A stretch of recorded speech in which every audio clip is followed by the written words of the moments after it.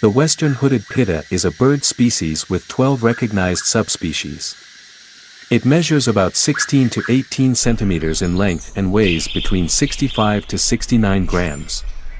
This bird has a round body, short tail, and long legs.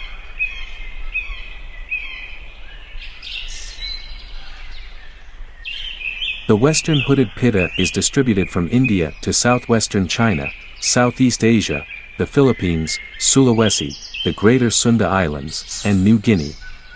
It inhabits tropical rainforests or seasonal forests at altitudes ranging from 700 to 1300 meters.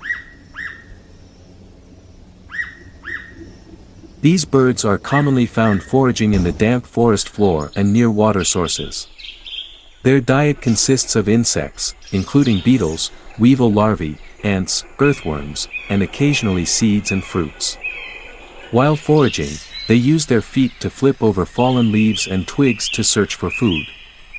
They are mostly solitary but can sometimes be seen in small groups of 2 to 3 individuals.